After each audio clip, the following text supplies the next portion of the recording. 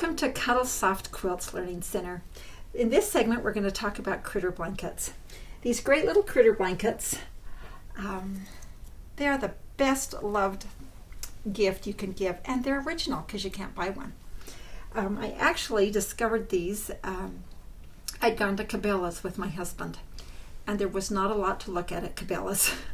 So as I was wandering around entertaining myself, over on the side they had a giant bear sewn into a big blanket, and it was really, really cute.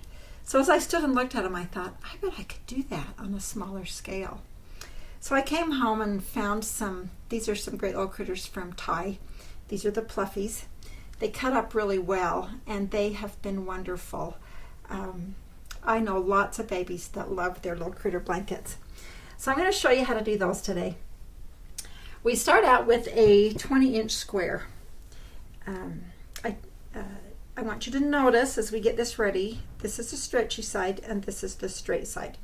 So when I lay these down, I put all of the straight edges to the side and the stretchy at the top and the bottom. And I always make sure that the nap is going the same way, and it's not that way. Bring it towards you just so you keep track. If you get them going the wrong direction, it just doesn't work. I've had people tell me they just gave up on them. They got so mad at them because they couldn't make them so straight. And it's because if you get the nap going the opposite direction, it just doesn't work. Okay, so we're going to square these up, and these two are not very square, so we're just going to hurry and square them right up for you. Scoot this little guy over there. So I have made these out of bigger blankets. I've done some 30-inch squares and little bigger critters, and that's really fun too for the bigger kids. However, if you're going to give these as a gift, you want to have them all finished before you give the gift. I'll tell you why in a minute. Okay, I like to cut this 3 inches. I cut a triangle off of the 2 edges where the body parts are going. So I figure 3 inches down on each corner. And then 3 inches. Now figure, when you measure your 3 inches, be sure you take it from the side. Not from here to here, but from the sides, from the outside edges, the 3. Over there. 3 inches. Okay, now I'm going to get my secret template. I hand it all over for the perfect round template. I found one in my cupboard. So these are very nice templates. So okay, you're going to round 2 corners.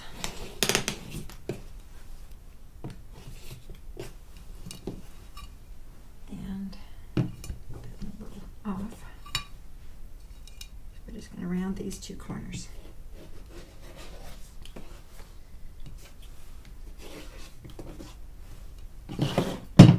Alright, so now you can see I have 2 round corners and 2 triangled corners. I like to put the little critter guy on the triangle corners, and then the round corners, they just look nice round. Okay, now this is the exciting part.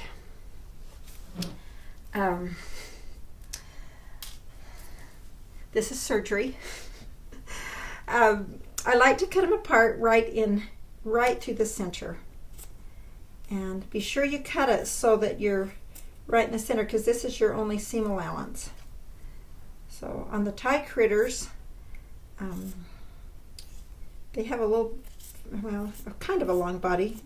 A lot of their different critters work in these. The Thai critters have a little bag of beans, which I don't use, and then I take a little bit of the stuffing out of the top and stick it back in the bottom, so that they're really soft.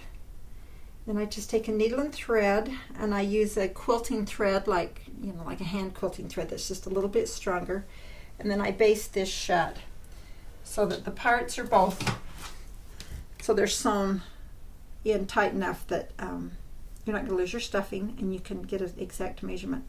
So you want this to be about 3 inches. Lay it against your piece so that you know that you've got you've got to be sure you have your seam allowance on each side. One thing I've figured out is that you want to lay it so that the tummy is on whatever you want to be the front. So lay the tummy right here, and then figure out your seam allowance, and then that's where you're going to sew. Now I sew the tie critters. I can just do this on my sewing machine because they're softer and they have a little longer space between their hands and feet.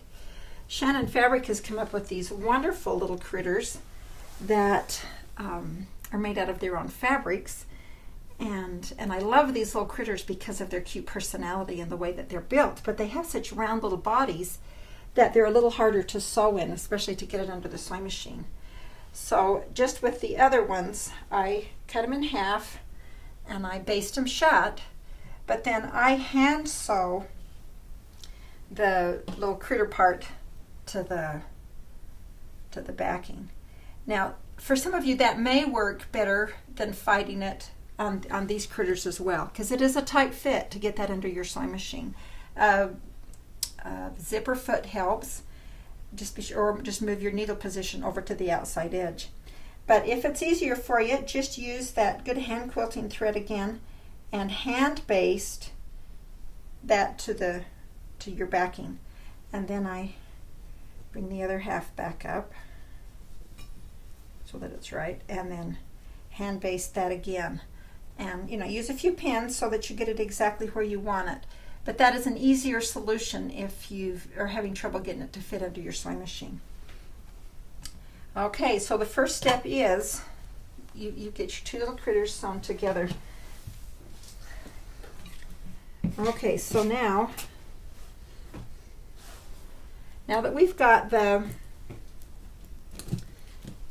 little critter put so that both sides are sewn together, turn it so that you got your two sides right side together. Now, if I love the dimple fabric. It's one of my favorites, but it's also one of the most stretchy ones. So whenever I'm sewing on dimple, I try to get it on the bottom. I always try to turn it so that it's on the bottom of the fabric, just because the tension, your sewing machine will automatically work that in a little better and it doesn't stretch so much. So I lay them out and I get them pinned so that it's nice and even, so I know exactly where I'm going to go, where I'm going to sew. So then you're going to sew all the way around the edges. Now I've learned a little trick, and I'm going to show you on this other blanket just because it's bigger, so that you can see the stitching a little better.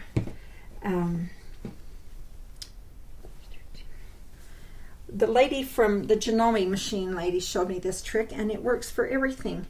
When you go to sew two pieces of fabric together that you're going to turn, start clear at the very outside edge, take in about 5 stitches into the center, and then pivot and sew around. So you've anchored your seam allowance together right in your opening. So that opening doesn't tear when you go to turn it, and it folds really slick. One of the fun things we've been pairing with these little critter blankets as a newborn gift is these little snuggle blankets. And they're just 30 by 36, but they are wonderful because they're a perfect little receiving blanket, but just so soft. Well, you can see where this opening is, that as you pull that, it makes the perfect opening. So it's really easy to stitch it shut. Always do it on the grain side of your fabric. Don't do it on the stretchy side, because then it does stretch. But if you do it on the straight edge side where it doesn't stretch, then it makes the perfect opening. So just sew in 4 or 5 stitches, go around, and then sew out 4 or 5 stitches, and that makes it just right. After I finish this, I top stitch it, and then maybe sew a little square or something in the center. And so these two together make a perfect little gift. So, and then everybody wants to hold the baby so they can have the blanket. Okay, so now that we've sewn and we've turned our critter around, and so I did this the same way as that one, so I have my nice little opening that's going to lay really flat. So then I sew it shut by hand, And then I go around and I top stitch them just in about just a half an inch so that they've got a nice finished edge. You can see that the top stitching makes it so that it lays flatter, and it just reinforces it a little bit. All right, these are a great idea. This is one of our favorite gift ideas. You can see that there's one for every personality, every color style. One thing I want to mention too is you can see on this one, we've appliqued the embroidered the baby's name, Claire Rosalie, March 22nd, 2001, 8 pounds and 14 ounces. This is my newest granddaughter. Anyway, it's really easy to personalize these as well, so it makes great gifts. So good luck with your new little critters, and don't be afraid.